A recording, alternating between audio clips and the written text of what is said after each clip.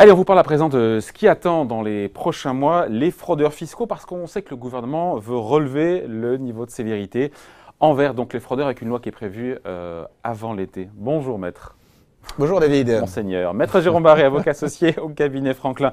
Il y a une ambition qui est forte, hein, on l'a bien compris, du gouvernement, qui dit vouloir lutter contre la fraude comme on lutte contre la délinquance. La barre est placée très haut. Est-ce que vous êtes convaincu par ce projet de loi ? On va rentrer après dans le détail, déjà sur l'ensemble. Sur l'ensemble, on voit de toute façon qu'on a un contexte général, national et international, qui vise à avoir plus d'informations pour être plus sévère, ou du moins pour être plus rigoureux et attraper l'impôt dès qu'on le peut. Ça, c'est le premier sujet. Et les échanges d'informations, très légitimes, tout à fait légitimes. Hein. L'impôt est fait pour être récolté selon la loi.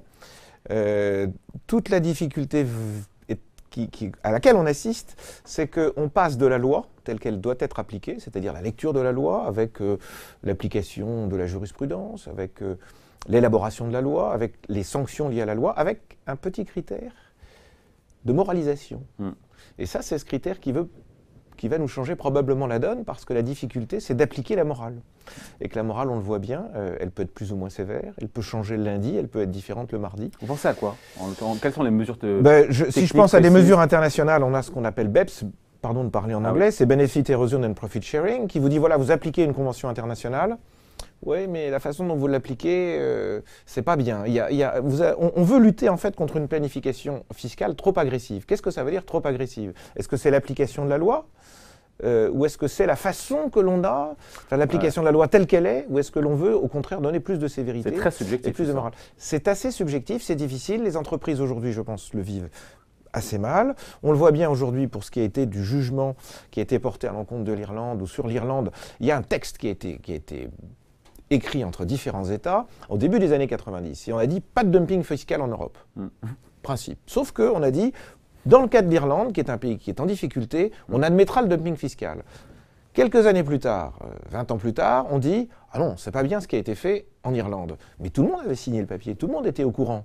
Or, si on veut changer les règles pour l'Irlande, on n'a qu'à dire « Maintenant, c'est fini, on estime que vous n'êtes plus un pays que l'on doit assister ». Et à ce moment-là, on change la règle du jeu. C'est pas très compliqué, ça n'est pas forcément que moral. Ouais. Qu'est-ce qu'il y a de plus sévère et de plus dur dans, encore une fois, l'ensemble des mesures qui ont fuité, encore une fois, qu'on connaît, pour tordre le bras, encore une fois, aux fraudeurs fiscaux et leur faire du mal? Je pense qu'il y a deux choses. La première qui est assez difficile, qui va être assez difficile à mettre en œuvre, c'est le name and shame, pour parler en anglais. Le name and shame, c'est-à-dire que lorsque l'on constatera qu'il y a des grosses fraudes fiscales, on pointera du doigt. On parle des particuliers, surtout là. Mais non, mais j'aimerais qu'on se concentre un peu plus sur les particuliers. Alors, sur les particuliers, ça s'applique aussi. Si on a des très gros fraudeurs particuliers, je pense que ça s'appliquera. Je ne vois pas pourquoi ça ne s'appliquerait pas. Donc, name and shame, c'est-à-dire que sur la place publique, on dit voilà, on dira David Jacot, Maître Jérôme Barré. vous avez. Ah non, mais de Maître Jérôme Barré, faites attention. C'est pire. Oui, et ça, c'est le deuxième sujet d'ailleurs. On va y venir. Vous allez passer vous aussi. C'est moins bien d'aider, c'est pire d'aider que de faire parfois. Mais on se dira, ben voilà, vous avez commis une grosse fraude fiscale. Eh bien, outre les sanctions pénales que vous pourrez avoir, administratives, c'est-à-dire fiscales, pour avoir, on rajoutera une espèce de pilori médiatique dans lequel on vous condamnera publiquement et on vous dira que finalement, comme on l'a fait au 18e et au 19e, enfin au 18e et au 19e, vous irez aux galères. Ouais. Et ça, c'est quelque chose qui est compliqué parce qu'il est compliqué pour les particuliers, qu'on ait un risque de réputation finalement. Tout chef d'entreprise aujourd'hui, et surtout, et plus grosse est l'entreprise et plus le risque est important, qui se risquerait dans des schémas un peu hasardeux sur le plan fiscal, il a un risque d'image. Ouais. Est-ce qu'on veut en rajouter qui est inquantifiable et qui est colossal. Inquantifiable mais colossal, et qui est un risque d'image, pour lui-même comme pour son entreprise. C'est-à-dire que dans le cas du name and shame, et si là on s'attache aux entreprises, la difficulté sera qu'en stigmatisant un chef d'entreprise qui se serait mal comporté, eh bien on stigmatisera également l'entreprise. Alors il faudra faire attention à ne pas tuer l'entreprise, alors qu'on voudra punir des dirigeants qui sont mal comportés. Ouais. Donc ça, c'est un vrai sujet. Ça, c'est peut-être le premier sujet. Donc ça pourrait être efficace, selon vous, le name and shame. Ça sera très fort. Ce sera très fort, mais c'est aussi en contradiction avec le fait qu'aujourd'hui, l'Europe ne veut pas que l'on communique les noms. Dans le cas des décisions de jurisprudence, l'Europe ne veut pas que l'on communique les noms des entreprises ou des personnes qui sont sanctionnées, tout simplement parce qu'on condamne, mais on n'en ajoute pas la condamnation. Donc ça va être un sujet techniquement délicat. Bon, sinon, il y a quoi? Il y a la police fiscale, il y a le plaidé coupable. Qu'est-ce qu'on retient de fort, de puissant et en rupture par rapport à tout ce qu'on a fait jusqu'à présent en matière de sanctions? C'était déjà un point important. Alors là, ce que l'on voit en fait finalement, puisque c'est un débat auquel on assiste aujourd'hui, c'est que tout ça renforce le verrou de Bercy. Tout finalement. Il faut expliquer le verrou de Bercy. Alors, le verrou de Bercy, c'est la possibilité dont dispose l'administration fiscale seule de décider ou non d'enclencher une procédure pénale. Ouais. Et elle dit dans mon domaine, c'est moi le patron. Et moi je dis oui c'est du pénal, non c'est pas du pénal. L'objectif étant d'avoir réussir à une négociation pour avoir les plus grosses amendes en menaçant derrière de dire si on ne trouve pas un accord derrière en pénal. C'est pas ça le deal implicite? Ça pourrait être le deal implicite, mais pour les particuliers, notamment dans le cas de ceux qui auraient oublié de déclarer des comptes à l'étranger, il en existe encore, et grâce à justement la procédure d'information automatique et les personnes qui se font ramasser, alors qu'elles pensaient qu'elles étaient disparues du radar, elles vont se retrouver dans une situation où la sanction, il n'y a plus de négociation possible, elle va être difficile. Et donc on risque de rentrer quasiment à tous les coups dans le pénal. Et vous avez une commission, la commission des infractions fiscales, avec un collège de sages qui décide si oui ou non la procédure que l'on va engager. On autorisera finalement l'administration à se lancer sur une procédure pénale. Donc c'est quand même assez fort. Donc on parle du verrou de Bercy parce qu'il est question que... Eh bien parce qu'en renforçant et en disant je vais dans un sens sympathique et dire il y a le droit à l'erreur, on va pouvoir justement avoir un plaidé coupable, c'est-à-dire qu'on va pouvoir négocier sur un coin. Finalement on dit mais c'est quand même moi qui décide, et là on pourra lancer des procédures plus graves. Mais si on juge que l'infraction est trop importante, on ira dans le name and shame. On va ouvrir des guichets de régularisation. On va dire, écoutez, pour les entreprises, vous voyez ce qui a été fait par les particuliers. C'est la carotte. Moi, je vous parle du bâton, vous me répondez la carotte. C'est vrai, mais la carotte signifie que le bâton n'est pas loin. Pas très loin. Alors, la police fiscale, on en parlait. La police fiscale, c'est un sujet important. On a déjà un grand terrain qui a concerné les personnes physiques, notamment dans le cas des comptes non déclarés. C'est ce qu'on appelle la BNRDF, la brigade de répression, etc., etc. Je cherche mes mots. Délinquance financière, non? De la délinquance financière et fiscale.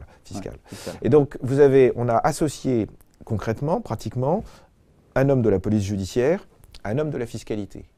Et on les a fait travailler ensemble pendant longtemps. Je vous garantis que ce sont des équipes qui sont rodées en termes d'enquête, en termes de définition et en termes de conclusion du redressement fiscal. Elles sont très très bonnes. On va étendre ça avec d'une part ce qu'on appelle le data mining, c'est-à-dire qu'on estime aujourd'hui, la France veut être un bon soldat fiscal. Qu'est-ce qu'elle fait aujourd'hui? Elle collecte de l'information qu'elle distribue à beaucoup de pays, sans espoir de retour. Et donc elle donne cette information. Elle n'a pas d'espoir de retour, mais elle espère bien que quand même on lui redonnera quelque chose. Il y a des pays pour lesquels ça marche et des pays pour lesquels ça ne marche pas. Il y a beaucoup de pays, notamment dans le droit anglo-saxon, dans lequel on vous dit s'il n'y a pas de loi, je ne vous donnerai pas d'informations. Il y a un côté du respect de la confidentialité, de la privacy, qu'on a peut-être un peu moins dans les pays latins. Et puis quand on veut échanger selon la procédure, soit par le biais de l'assistance administrative, soit parce qu'il y a des échanges automatiques d'informations, ça marche bien. Même si les rapports entre les Anglais et les Français n'ont pas toujours été bons, quand l'administration française questionne l'administration britannique, l'information arrive mêlée. Extrêmement rapidement. Quand la France questionne les Pays-Bas, vous leur demandez ça, ils vont donner encore plus que ça. Ils sont très prolixes en information. Donc ça marche déjà bien. Mais maintenant, ce que l'on veut, c'est croiser les informations. Les sujets sont notamment ce qu'on appelle les carousels de TVA. Ce sont les personnes qui gèrent des entreprises et qui font des sociétés tunnels pour y attraper des revenus qu'elles ne déclareront pas. Et ça, c'est ce qu'on a vu notamment dans les fichiers ou dans les informations qu'on a perçues au moment des déclarations volontaires des comptes non déclarés. Et l'administration, en mettant une équipe de 30 à 50 agents, qui va se rapprocher... 30 à 50 personnes? Ah oui, c'est beaucoup de choses, avec un budget de l'ordre de 15 millions d'euros, c'est ce qui a été évoqué pour la mise en œuvre de données informatiques et de recherche, donc sur le plan strictement informatique, c'est quelque chose qui va être extrêmement serré. Donc si vous mettez l'international, pardon David, et si vous rajoutez cet aspect français, ça va être assez difficile, la porosité du tissu va être assez faible. Ouais. Mais encore une fois, on finit là-dessus, maître, mais chaque gouvernement a eu son plan de lutte contre la fraude fiscale. Est-ce que celui-là va vraiment beaucoup plus loin que tout ce qu'on a fait jusqu'à présent? Je pense que celui-ci, ça c'est assez fort, oui. Entre name and shame, ces guichets de régularisation, les rescrits fiscaux qui vont être publics, de façon à dire, vous voyez, voilà ce qui s'est passé. On a posé une question. Le rescrit, c'est une façon de poser une question. On pose la question. Jusqu'à maintenant, on disait... Une entreprise qui pose une question à l'administration fiscale. Ou une personne physique qui pose une question à l'administration fiscale. Et on lui dit, on lui donne une réponse. La réponse, c'est oui ou non à la question posée, ou l'appréciation de la réponse qui va être donnée. Et jusqu'à maintenant, on disait non parce que l'administration fiscale avait peur que d'une décision qui était favorable, on en fasse des petits et que ça gêne. Mais maintenant, on dit non, non, on va publier tout ça. Ce qui veut dire que voilà, le cas, et donc on peut imaginer que les rescrits fiscaux vont être rendus avec beaucoup de parcimonie, avec peut-être une certaine sévérité. Donc voilà, la règle du jeu, c'est ça. Si vous êtes à côté de la règle du jeu, ça ira mal. Vous êtes en dehors des clous. Et c'est ça, c'est cette loi à la fois de gentillesse et même de plaider coupable. Bon, vous avez fait une erreur, on est là, ok, plaider coupable, on arrange, on se met sur un coin de table.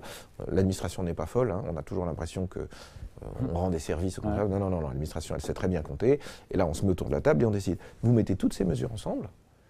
Là, les choses changent beaucoup. Et elles changent, elles ont commencé déjà à changer. Mais là, vous avez en fait la concrétisation avec le bâton.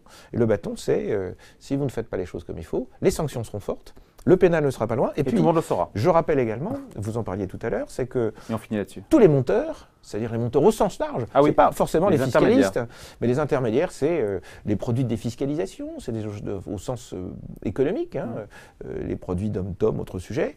Le gars qui fait ça dans son coin et qui passe à côté du sujet fiscal parce que ça l'arrange et parce qu'il pense qu'il ne sera pas vu, pas pris, il sera sanctionné. Il sera sanctionné. Il aura une sanction administrative, mais je ne doute pas que le juge pénal ne sera pas loin. Donc, il va falloir faire très attention. Il va falloir faire attention, nous dit maître Jérôme Barré. Merci pour ces explications. Avocat associé au cabinet Franklin. Merci. Merci David.